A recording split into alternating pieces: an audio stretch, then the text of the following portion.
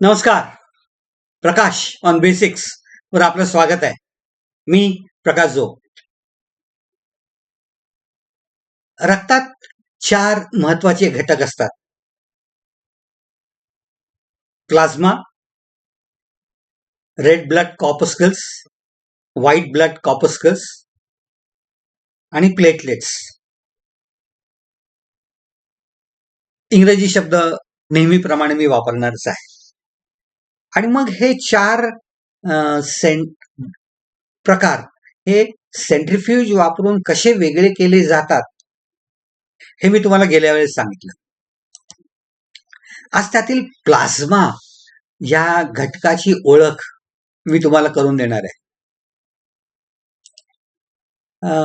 रक्तातला हा द्रव भाग एकूण रक्ताच्या 55% पर्यंतचा घटक म्हणजे हा प्लाझ्मा.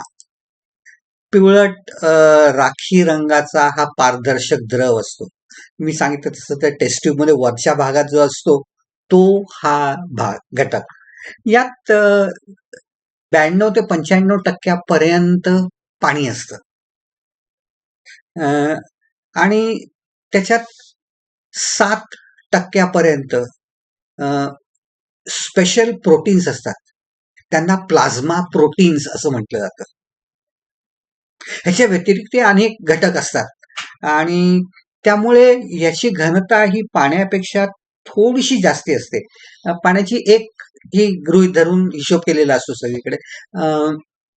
याची घनता ही 1.025 ग्रॅम्स पर सीसी किंवा किलोग्रॅम्स पर लिटर इतकी असते. यात तरंगणारे घटक सोडून शेकडो वेगवेगळे घटक विरघळलेले असतात. प्लाझ्माचा जेव्हा उल्लेख होतो तेव्हा या विरघळलेल्या घटकांसकटचा द्रव जो आहे तो म्हणजे हा प्लाझ्मा. एक 70 किलोचा माणूस घेतला तर त्याच्यात जवळपास 3.5 लिटर इतका प्लाझ्मा शरीरात असतो. यातले गुठळ्या तयार करणारे फॅक्टर्स म्हणजे क्लॉटिंग फॅक्टर्स जर काढून टाकले तर उरलेला भाग जो असतो त्याला ब्लड सिरम असं म्हटलं जातं. सिरम इन्स्टिट्यूट वगैरे सारखे शब्द तुम्ही ऐकलेले असतात किंवा कुठेतरी वाचलेलं असतं त्याच्याबद्दल. त्यातलं सिरम म्हणजे हा भाग म्हणजे क्लॉटिंग एजंट काढून टाकून जे उरलेलं असतं तो प्लाझ्माचा भाग म्हणजे हे सिरम. आपल्या शरीरातल्या ची वाढ, संरक्षण, साफसफाई यासाठी लागणारी प्रत्येक गोष्ट विविध शरीरातल्या भागातनं जमा करणं आणि योग्य ठिकाणी पोचवून उरलेला भाग परत आणणं हा या प्लाझ्माचा च्या कार्याचा सगळ्यात मोठा भाग आहे. गेल्या मी नदीचं उदाहरण दिलं तसंच शरीरातली ही सर्व गर्भा नदी, जीवनदायिनी नदी आणि त्यातलं पाणी म्हणजे हा प्लाझ्मा. पचनातलं पाणी आणि अन्नातले आयन्स हे आपल्या गटमध्ये म्हणजे वेगवेगळ्या इंटेस्टाईन्स मध्ये तिथनं शोषून घेतली जातात आणि त्यातून प्लाझ्माची निर्मिती होते. आणि मग ते विरघळलेले घटक असतात ते वेगवेगळ्या पद्धतीने त्याच्यात येतात. आपल्या शरीरात एंडोक्राईन ग्लँड्स असतात. अशी एक संस्था असते. त्याच्यात अनेक ग्लँड्स असतात जे आपापले स्राव या प्लाझ्मामध्ये सोडतात. बाकीच्याही ज्याही गोष्टी असतात, अवयव असतात, लिव्हर, स्प्लीन, पॅनक्रियाज मधलं इन्सुलिन हे बाकी सर्व हॉर्मोन्स हे सुद्धा या प्लाझ्मा मध्येच मिसळले जातात. केमिस्ट्रीमध्ये काही गोष्टी आपण शिकलेलो आहोत त्याचीच फक्त आठवण करून देतो. Solute, solution, electrolyte, solvent. पाणी हे सॉल्व्हंट, कारण त्याच्यात मीठ किंवा साखर याच्यासारखी सोल्युट्स ही विरघळू शकतात आणि जे तयार होतं ते सोल्युशन. आणि जर मीठ पाण्यात टाकलं तर त्याचं विघटन होऊन सोडियम आणि क्लोरीनचे आयन्स तयार होतात. अशा पद्धतीच्या द्रावणाला इलेक्ट्रोलाइटिक सोल्युशन असं म्हटलं जातं. त्यामुळे त्याच्यात आयन्स पण असतात आणि या सोल्युशन मध्ये अनेक सोल्युट्स विरघळू शकतात, एकाहून जास्ती. आणि मग हे जे द्रावण तयार होतं त्याच्यात अनेक प्रकारचे आयन्स असू शकतात. सोडियम, पोटॅशियम, कॅल्शियम, मॅग्नेशियम हे सर्व पॉझिटिव्ह आणि क्लोरीन सारखे निगेटिव्ह आयन्स पण असतात. आपलं तब्येत बिघडली किंवा डिहायड्रेशन झालं तर आपण आजकाल जे केमिकल घेतो ते इलेक्ट्रॉल सारखं औषध, त्याच्यातही आहे आयन्सच असतात. म्हणजे थोडक्यात आपला जो शरीरातला प्लाझ्मा आहे तो या इलेक्ट्रॉल सारखाच आहे, कारण याच्यात एवढेच नाही तर याच्या व्यतिरिक्तही शेकडो घटक विरघळलेले असतात. शरीरातला वेगवेगळे स्राव त्यात येत असतात. कमी पडले की त्यांची वाढवून प्रमाण बदललं जातं. योग्य वेळीस म्हणजे इन्शुलिन जसं ठराविक वेळीस रिलीज केलं जातं, अशा पद्धतीने यातले स्राव आणि आयन्स यांचं प्रमाण ही काही प्रमाणात बदलत असतं. या विरघळलेल्या घटकांची यादी शेकड्यांमध्ये जाईल आणि त्यांची सगळ्यांची नावं सांगायला बसतो तुम्हाला तास, दीड तास, 2 तास जातील. त्याच्यापेक्षा त्यातले जे महत्वाचे आहेत, जे आपल्याला समजायला सोपे आहेत, त्याच्याबद्दलची माहिती आज आधी मी तुम्हाला सांगतो. आणि हे शब्द जे आहेत त्यातले बरेच वेळा काय होतं, आपलं ब्लड रिपोर्ट असतो तर आपण आपला नुसतं वाचत असतो की डॉक्टरांनी काय काय लिहिलंय, काय कुठे लाल रेग आहे, कुठे खराब आहे, कुठे चांगलं आहे. तर तेव्हा हे अनेक शब्द यातले जे मी सांगणार आहे ते तुमच्या वाचनात आलेले असतील. तर हे जे घटक आहेत ते घटक आणि ते कशासाठी लागतात ह्याची थोडक्यात माहिती मी तुम्हाला सांगणार. सगळ्यात पहिला गट म्हणजे विविध पोषक तत्व, म्हणजे ह्याच्यात ग्लुकोज, अमिनो ऍसिड्स, विटामिन्स आणि मिनरल्स, फॅटी ऍसिड्स हे सगळ्यात महत्वाचे घटक आहेत. आणि ते अन्नातनं घेतले जातात, वेगवेगळ्या ठिकाणून जमा केले जातात, साठवलेल्या साठ्यातनं काढून घेतले जातात आणि विविध ठिकाणी ते पोचवले जाऊन त्यातनं ऊर्जा निर्मिती होते. पचन संस्थेतनं ते घेतले जातात, त्यातनं ऊर्जा निर्मिती होते. अशा पद्धतीने ऊर्जा निर्मिती झाल्यानंतरही काही कचरा उरतोच, मग तोही काढून नेणं हा भाग सुद्धा या प्लाझ्माद्वारेच केला जातो. मग ह्याच्यात काय असतं तर urea, creatinine, lactic acid, bilirubin असे घटक वाया गेलेले असतात, उरलेले असतात. तर ते योग्य ठिकाणी पोचवणं, बहुतेक वेळेस साफसफाईसाठी किडनीकडे हे पोचवले जातात. श्वसनाद्वारे आणि बाकीच्या रिॲक्शन मध्येही काही प्रमाणात गॅसेस तयार होतात. त्यातला सगळ्यात महत्वाचा अर्थात कार्बन डायऑक्साईड. त्याचं रूपांतर बरेच वेळा सोल्युबल बायकार्बोनेट्स मध्ये केलं जातं आणि त्या स्वरूपात तो परत प्लाझ्मामध्ये मिसळतो आणि साफसफाईसाठी नेला जातो. काही प्रमाणात थोडासा ऑक्सिजन ही विरघळलेला असतो, थोडासा नायट्रोजन ही प्लाझ्मामध्ये विरघळलेला असतो.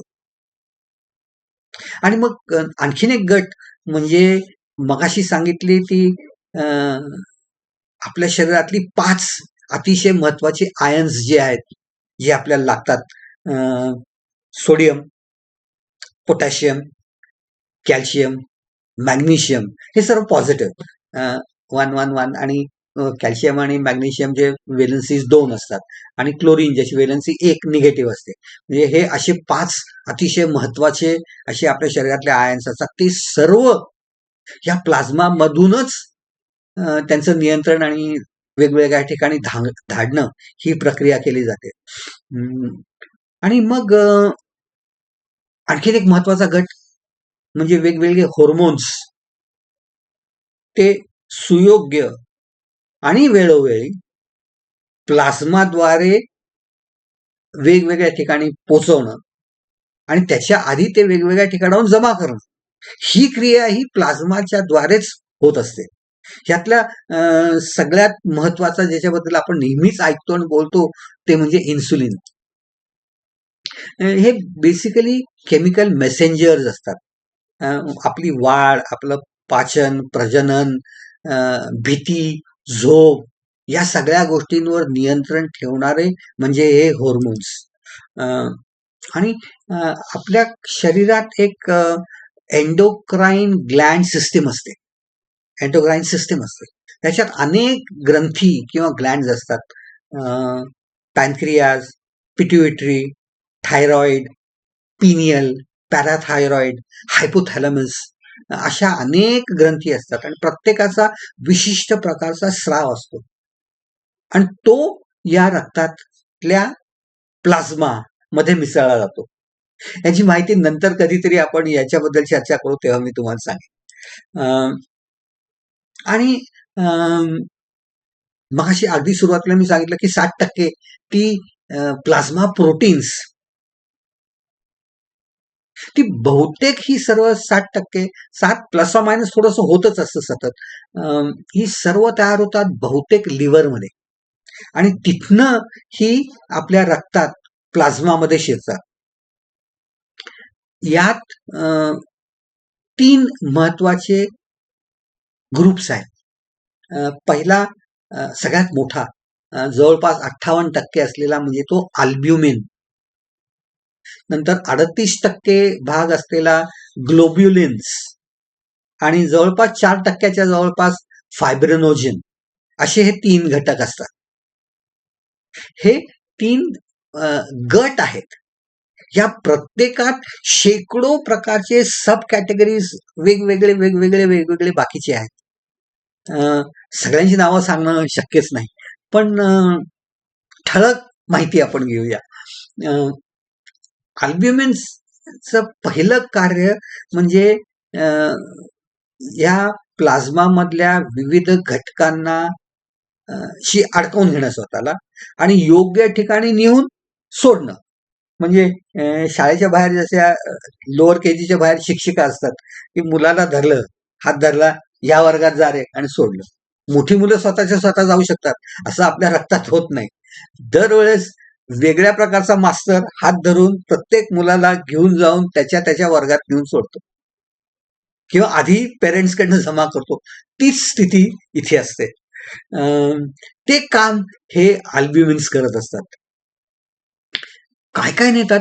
अमिनो ऍसिड्स नेतात, फॅटी ऍसिड नेतात, फॉस्फोलिपिड्स नेतात, आयन्स नेतात, हॉर्मोन्स नेतात, मगाशी सांगितलेलं बिलिरुबिन नेतात, कॅल्शियम नेतात, कितीतरी घटक घेऊन जातात. हे बिलिरुबिन जे आहे त्याची चर्चा मी पुढच्या वेळेस करेन, कारण तो खरं तर तो महत्वाचा घटक आहे, आत्ता त्याच्यात पडत नाही. यातले बरेच शब्द मी मगाशी म्हटल्याप्रमाणे तुमच्या ब्लड रिपोर्ट मध्ये तुम्हाला कुठेतरी वाचायला मिळतात. म्हणून हे नावं सांगितली की हे आपल्या परिचित असलेली, वाचलेली कधीतरी नावं ती इथे आहेत, ती आपल्या प्लाझ्मामध्ये असतात आणि आपलं रक्त तपासणीला गेल्यानंतर त्यातनं ह्याची माहिती मिळत असते, हे समजण्यासाठी म्हणून हे सांगितलेलं आहे. या अल्ब्युमिनचा आणखीन एक अतिशय महत्वाचा भाग आहे, तो म्हणजे ऑस्मॉटिक प्रेशर शरीरातलं. ह्याच्यावर 80% नियंत्रण हे अल्ब्युमिनच्या प्रमाणावर ठरतं. झाडात पाणी जे पायऱ्या चढून वर जात नाही वरच्या पानापर्यंत, ते जातं ते या ऑस्मॉटिक प्रेशरच्या बदलामुळे जात असतं. म्हणजे एखादी मेम्ब्रेन असेल आणि त्याच्या इकडच्या बाजूला आणि इकडच्या बाजूला द्रव असेल, तर कुठल्या पद्धतीने त्या द्रावांमध्ये फरक, त्या प्रेशरमध्ये फरक निर्माण होतो, त्यांनी कसे आयन्स एका ठिकाणाहून दुसरीकडे जातात, या वैज्ञानिक प्रक्रियेला ऑस्मॅटिक प्रेशर असं म्हटलं जातं. द्रवाच्या मेम्ब्रेनच्या दोन बाजूला असलेल्या दाबाच्या फरकाचा भाग म्हणजे हे ऑस्मॉटिक प्रेशर.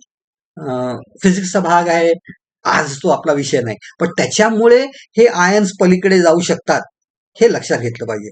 म्हणजे कुठली मेम्ब्रेन किंवा एखादा थर असेल तर काहीही भोक न पाडता आरपार आयन्स जाण्याचं प्रमाण जे आहे ते ह्याच्यामुळे असतं. त्यामुळे याचा फायदा काय आहे, तर सगळ्यात महत्वाचं म्हणजे आपल्या शरीरातील आरबीसी जी आहे, ज्याची चर्चा मी पुढच्या वेळेस करणार आहे, त्यांचा आकार असा बायकॉन्केव्ह असा असतो. तर घटका सरफेस एरिया जास्ती लागते वगैरे. तर तो आकार तसाच राहण्यासाठी त्याचं ऑस्मॉटिक प्रेशर हे व्यवस्थित राहिलं पाहिजे. ते जर तसं राहिलं नाही तर हे असे कोलॅप्स होतात आणि मग खराब होतात. तर ते मेंटेन करणं हा त्यातला एक अतिशय महत्वाचा भाग आहे आणि तो भाग या अल्ब्युमिन्समुळे होतो. त्यामुळे आरबीसीचा आकार हा व्यवस्थित राहतो आणि हे वापरलं जातो शरीरात. त्यामुळे आपल्या शरीरात रोज जवळपास 12 ग्रॅम अल्ब्युमिन हे लिव्हरमध्ये तयार होत असतं आणि आपल्या रक्तात सोडलं जात असतं. आता दुसरा गट 38% वाला, त्यांना ग्लोब्युलिन्स या गटाला असं म्हणतात. पण या गटातच शेकडो प्रकार आहेत वेगवेगळे, कारण मगाशी सांगितलं तसे प्रत्येक विद्यार्थ्यासाठी वेगळा मास्तर लागतो, तर तसे हे सगळे वेगवेगळे आहेत. त्यातही 3 गट आहेत, अल्फा, बीटा आणि गॅमा असे 3 ग्लोब्युलिनचे प्रकार आहेत. हे हेवी मॉलिक्युलर वेट असलेले प्रोटीन्स आहेत आणि ग्लोब्युलिन या शब्दावरनं लक्षात येते ग्लोब सारखे म्हणजे गोळ्याच्या आकाराचे असतात आणि ह्यातले अल्फा आणि बीटा जे आहेत ते आपल्या शरीरातलं लोह, लिपिड्स आणि विटॅमिन्स यांचं वहन एका ठिकाणाहून दुसरीकडे करत असतात आणि गॅमा ग्लोब्युलिन्सना इम्युनोग्लोब्युलिन्स असं म्हटलं जातं. कठीण नाव नाही, एक सोपं नाव आहे जे तुम्ही ऐकलेलं आहे, त्याला अँटीबॉडीज असं म्हटलं जातं. आपल्या शरीरात काही घुसखोर असतात, त्रास देणारे आणि खूप बारीक असतात, बॅक्टेरिया आणि व्हायरसेस. मग त्यांच्यावरचा पहिला प्रतिकाराचा हल्ला हे या इम्युनोग्लोब्युलिन्समुळे होतं. ते त्यांना जाऊन चिकटतात आणि त्यांचं पुढचं कार्य थांबवून टाकतात. ही पहिली पायरी असते, त्यांना निकामी करणं हे यांचं काम आहे. त्यामुळे अगदी विशिष्ट टाईपचे असे वेगवेगळे असतात, प्रत्येक वेळेस हे वेगवेगळ्या टाईपचे असतात. अँटीबॉडीज असं त्यांना मगाशी मी तसं म्हणतात. आणि तिसरा गट 4% वाला, त्याला फायब्रिनोजेन असं म्हटलं. त्या शब्दातच कुठेतरी फायबर आहे हे लक्षात घ्या. कुठली तरी जखम झाली, त्यांना रक्त पडायला लागतं, थांबतं. कसं थांबतो? नळी रिपेअर होते म्हणजे काय होतं, तर रिपेअर व्हायच्या आधी रक्त बाहेर पडणं थांबलं पाहिजे. मग त्या प्रक्रियेत हे फायब्रिनोजेन येतं. थ्रॉम्बिन नावाच्या आणखीन एका केमिकल बरोबर त्याचं रिॲक्शन होऊन ताबडतोब जखम झाली की ऑक्सिजन आणि बाकीच्या गोष्टींबरोबर रिॲक्शन होऊन त्याचे हळूहळू असे तंतू तयार व्हायला लागतात आणि मग या तंतूंचं असं जाळं तयार होतं आणि जाळं हळूहळू घट्ट होत जातं आणि हे घट्ट झालेलं जाळं याचा परिणाम म्हणून तिथे खपली धरते आणि ते वाहनं रक्ताचं थांबतं. रक्त साकळणं म्हणतो तो एक बरेच वेळा आतल्या शरीरातल्या भागासाठी, पण बाहेर जी खपली धरण्याची प्रक्रिया होते ते ह्या फायब्रिनोजिनमुळे होत असते. फायब्रिनोजिनचं रूपांतर हे फायब्रिनमध्ये होतं, म्हणजे दोऱ्यांमध्ये होतं आणि त्याच्या जाळ्यांमधनं ही खपली तयार होते. त्याच्यात अर्थात बाकीच्या गोष्टी अडकतात आणि मग ते बंद होतं वगैरे वगैरे. प्रक्रिया जरा जास्ती क्लिष्ट आहे, त्याच्याकडे आपण वळू नये. काय होतं हे आपण लक्षात घेतलं पाहिजे.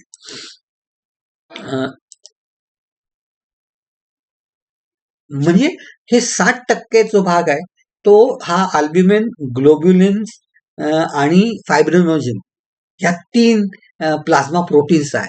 पण अर्थात हे फक्त गटांची नावं आहेत. मूळ संख्या ही कित्येक शेकडो प्रकारचे अशा प्रकारांमध्ये आहे.